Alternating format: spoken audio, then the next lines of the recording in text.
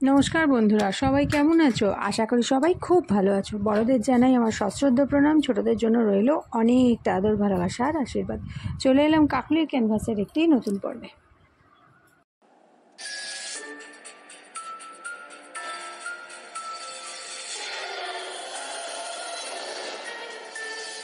আজকে আনন্দ তার জীবনের ভৌতিক ঘটনা ভৌতিক অভিজ্ঞতা শেয়ার করেছে, আর সেগুলো আজকে আমি তোমাদের সাথে শেয়ার করতে চলেছি। প্রথম ঘটনা, আনন্দ তখন 11-এ পড়ে। তখন স্কুলে 11-12 ছিল না, কলেজে ছিল। আর তখন প্রায় ও বন্ধুদের সঙ্গে সিনেমা দেখতে যেত। যেদিন হয়তো ক্লাস অফ থাকতো সেদিন বন্ধুর সাথে সিনেমা দেখতে যেত। তো এই রকমই একবার ও মুভি দেখতে গেছে একটি হলে। আর সেই হলে সেই সময়তে মুভি স্টার্ট হয়ে গিয়েছিল, ওদের বেরোতে একটু দেরি হয়ে গিয়েছিল। তো আনন্দ আর আনন্দের বন্ধু বিকাশ দুজনে মিলে তাড়াতাড়ি করে গিয়ে হলের টিকিট কেটে ঢুকে পড়েছিল। আনন্দ বলছে ও যখন বসে তখন যে সিটটা ওর ঠিক ছিল, যেটা দেখিয়েছিল ওর সিট, ও বসার পর দেখলো ওর পাশের সিটে 3জন মহিলা বসে আছে।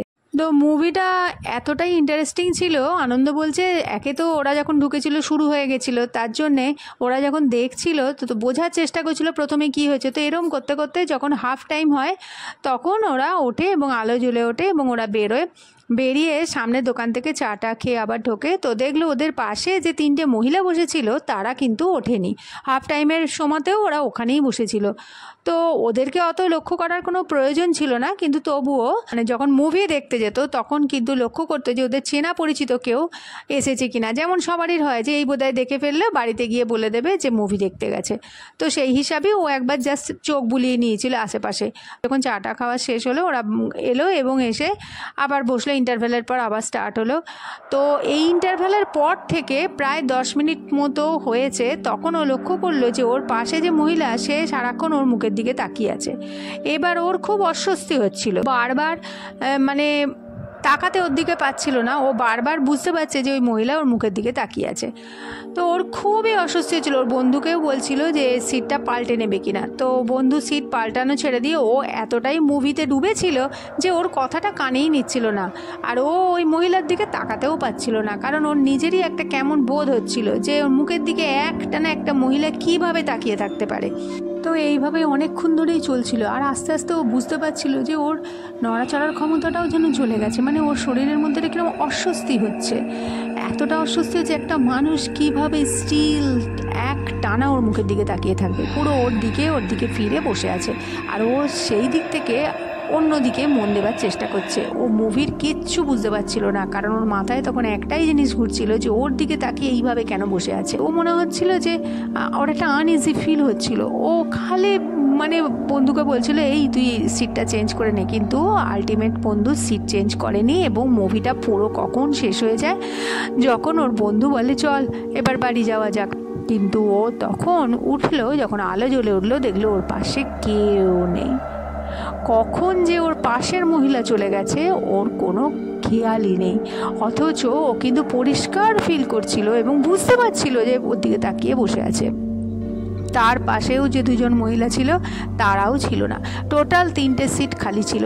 আর ও কিন্তু ইন্টারভেলের পর ঢুকে আনন্দ বলছে আমি পরিষ্কার দেখেছি ওরা 3জনে বসে আছে একটানা ওই স্ক্রিনের দিকে তাকিয়ে। কিন্তু ওর দিকে তাকিয়ে যে ওর পাশে বসেছিল এবং তার উপস্থিতিও ভালো মতো টের পাচ্ছিল, ওর সারা গায়ে কাঁটা দিয়ে উঠছিল যে একটানা ওর মুখের দিকে তাকিয়ে বসেছিল।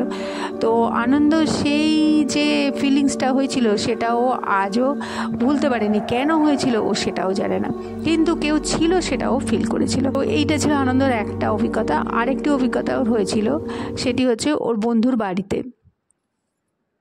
তো আনন্দর বন্ধু যে বাড়িতে থাকতো সেই বাড়িতে ও একবার গিয়ে রাত্রির কাটিয়ে এসেছিল, কারণ ওই বাড়িতে ওর বাবা মা, বন্ধুর যে বাবা মা আত্মীয়রা তারা দেশে গিয়েছিল আর ওই বন্ধু বাড়িতে একাই ছিল। কারণ ওর যেহেতু কলেজ টলেজ ছিল সেই জন্য ও আনন্দকে বলেছিল যে বিকাশ আনন্দকে বলেছিল যে তুই একটা রাত্রির একটু থাকতে পারবি। ওর বাবা মা যেহেতু ছিল না আর ওর ছিল দোতলা বাড়ি, আর ওই দোতলা ঘরে ও বলেছিল যে যেহেতু কলেজটা হয়ে যাবে তারপরে আনন্দ বাড়ি থেকে বলে টোলে একবারে খেয়ে দিয়ে রাত্রিরে চলে আসবে। তো সেই মতো আনন্দ করেছিল, ওই বন্ধুর বাড়িতে গিয়েছিল খেয়ে দিয়ে রাত্রি 10টা নাগাদ।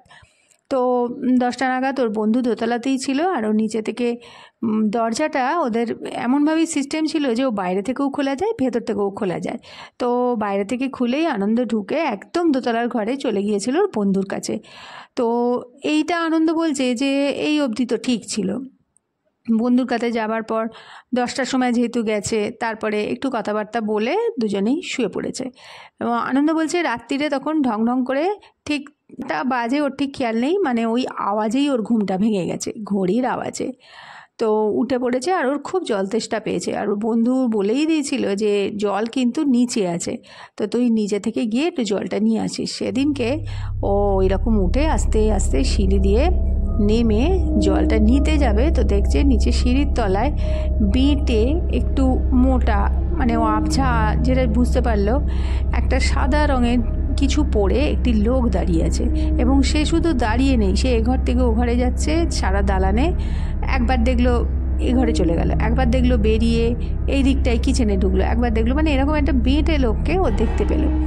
আর ও দেখতে পেয়ে ওর মনে কিন্তু কোনো প্রশ্নই আসেনি, কারণ ও ভেবেই নিয়েছিল যে ওই লোকটি হয়তো ওই বাড়িতেই থাকে, হয়তো বাড়িতে কোনো কেয়ারটেকারও হতে পারে, অথবা কোনো রান্নার লোক হতে পারে, অথবা কোনো মালি হতে পারে, মানে বাড়িরই যে লোক, এটাই ব্যাপারে ও একদম নিশ্চিন্ত ছিল। ওটাই পরিষ্কার দেখেছিল যে ওর একবারও মনে হয়নি যে বন্ধুকে জিজ্ঞেস করি যে হ্যাঁ রে ফাঁকা বাড়িতে সে করতে গেলো। ও ভেবেছিল ফাঁকা বাড়ি বলতে ও হয়তো ওর বাবা মা নেই বলে ও বলেছে ফাঁকা, আর উনি হয়তো নিচেই থাকেন, মানে কেউ যে একজন লোক যে ওই বাড়িতেই থাকে এইটাও একদম পরিষ্কার বুঝতে পেরেছিল। কারণ সেই ভদ্রলোকও একটু বেটে মোটা, সে এদিক থেকে ওদিক যাচ্ছিল আর ওদিক থেকে এদিক যাচ্ছিল। এবার ও বেরিয়েই সিঁড়ির ওপরে যে সুইচটা আছে সেটা অন করে এবং সিঁড়িটা আলো হয়ে যায়, তার সঙ্গে নিচের ঘরেও আলোর ওই হাওয়া এটা পড়ছিল, আলোটা পড়ছিল নিচেও। তো ও নেমে আসে, নেমে এসে ওই যেখানে জল ছিল সেখান থেকে জল ভর্তি করে, এবং জল ভর্তি করে আসার সময় একটু এদিক ওদিক দেখে যে ওই মোটা ভদ্রলোককে দেখতে পাচ্ছে কিনা। তো ও এদিক ওদিক আর তাকে দেখতে পায়নি। তো ও ভাবলো যে, আনন্দ বলছে যে ও রাত্রির বেলা আর কাউকে ডিস্টার্ব করতে চায়নি। ও তাড়াতাড়ি আবার সিঁড়ি দিয়ে উঠে আলো অফ করে ঘরে ঢুকে যায়, আর তারপর যথারীতি জল টল খেয়ে ও শুয়ে পড়ে এবং সকালবেলায় ওর ঘুম ভাঙে। ঘুম ভাঙার পর ওর বন্ধু বলল চল নিচে চল চা করি ওখানে। তো ওরা নিচে নামলো এবং চাটা ওর বন্ধুই করলো, বিকাশই করলো। করার পর যখন ওরা চা খাচ্ছে তখন ওর আনন্দর মনে হলো যে বাড়িতে একজন লোক আছে, সে কিছু না খেয়ে আছে, তো বিকাশকেও বললো যে ওকে ডেকে নিতে। তো তখন বিকাশ তো প্রথমে কোনো উচ্চ বাচ্চাই করেনি, ও চা খেতে খেতে গল্প করছিল। তো আনন্দ আবার যখন বলে যে চলো আমরা যখন খাচ্ছি ওনাকেও ডেকে নে না, উনি কি করছেন। তো বিকাশ তখন জিজ্ঞেস করে তুই তখন থেকে কার কথা বলছিস। আনন্দ বলছে, বিকাশ অদ্ভুতভাবে ওর দিকে তাকিয়ে থাকে আর বলে তুই কার কথা বলছিস বলতো। তো তখন আনন্দ বিকাশকে জিজ্ঞেস করে যে তোদের বাড়িতে যে একজন ভদ্রলোক থাকেন, তো তাকে দেখলাম আমি, তো তাকে যে ডেকে নে না, সে কোথায় থাকে, সে তোর বাড়িতেই থাকে, সে কে। তখন বিকাশ বলছে অদ্ভুতভাবে বলে কার কথা তুই বলছিস, আমি তো বুঝতেই পারছি না। তখন যখন আনন্দ সমস্ত বিবরণ দেয় তখন বিকাশ বলে অসম্ভব ব্যাপার, এই বাড়িতে শুধু বিকাশই ছিল আর কেউ ছিল না।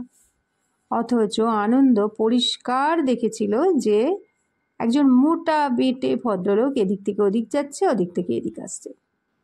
এই কথাটা যখন বিকাশকে বলা হয়, বিকাশ তো একদম সম্পূর্ণ উড়িয়ে দেয় এবং ও বলে তোর মনের ওটা ভুল, কারণ এই বাড়িতে কেউ নেই। তো আনন্দ এর উত্তরও পায়নি। ও কিন্তু সেদিন রাত্রিরে পরিষ্কার দেখেছিল যে কাউকে একজন, তার মুখ চোখ কিন্তু পরিষ্কার নয়, কিন্তু ভালো মতো তার অবয়ব দেখে বুঝেছিল একটা লোক সে এদিক থেকে ওদিক যাচ্ছে এবং এ ঘর থেকে ও ঘরে ঢুকছে। কিন্তু বিকাশ পরিষ্কার বলেছিল যে ওখানে কেউ থাকে না। তো এর প্রশ্নের উত্তরও কিন্তু আনন্দ পায়নি।